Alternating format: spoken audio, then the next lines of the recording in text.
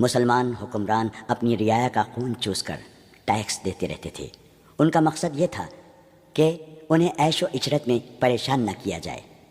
فرقہ پرستی کے بیج بھی بو دیے گئے تھے۔ ان میں سب سے زیادہ خطرناک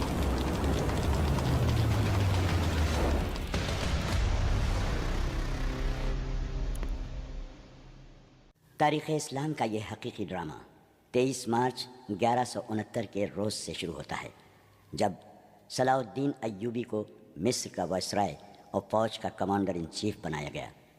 اسے اتنا بڑا رتبہ ایک تو اس لیے دیا گیا کہ وہ حکمران خاندان کا نونہال تھا، اور دوسرے اس لیے کہ اوائل عمر میں ہی وہ فن حرب و ضرب کا ماہر ہو گیا تھا۔ سپاہ گیری ورثے میں پائی تھی۔ اس کے ذہن میں حکمرانی کے معنی بادشاہی نہیں، اسلام کی پاسبانی اور قوم کی عظمت اور فلاح و بہبود تھی۔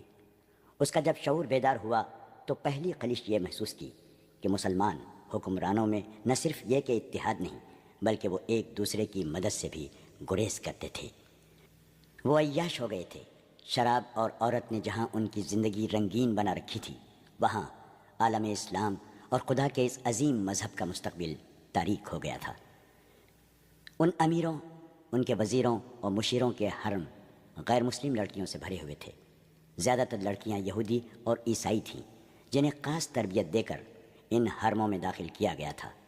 غیر معمولی حسن اور اداکاری میں کمال رکھنے والی یہ لڑکیاں مسلمان حکمرانوں اور سربراہوں کے کردار اور قومی جذبے کو دیمک کی طرح کھا رہی تھیں۔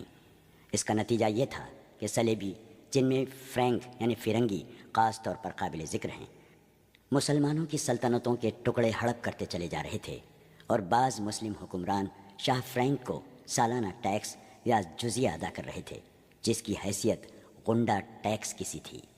صلیبی اپنی جنگی قوت کے رعب سے اور چھوٹے موٹے حملوں سے حکمرانوں کو ڈراتے رہتے، کچھ علاقے پر قبضہ کر لیتے، تاوان اور ٹیکس وصول کرتے تھے۔ ان کا یہ مقصد تھا کہ آہستہ آہستہ دنیائے اسلام کو ہڑپ کر لیا جائے۔ مسلمان حکمران اپنی رعایا کا خون چوس کر ٹیکس دیتے رہتے تھے۔ ان کا مقصد یہ تھا کہ انہیں عیش و عشرت میں پریشان نہ کیا جائے۔ فرقہ پرستی کے بیج بھی بو دیے گئے تھے۔ ان میں سب سے زیادہ خطرناک فرقہ حسن بن صباح کا تھا، جو صلاح الدین ایوبی کی جوانی سے 1 صدی پہلے مورز وجود میں آیا تھا۔ یہ مفاد پرستوں کا فرقہ تھا، بے حد خطرناک اور پراسرار۔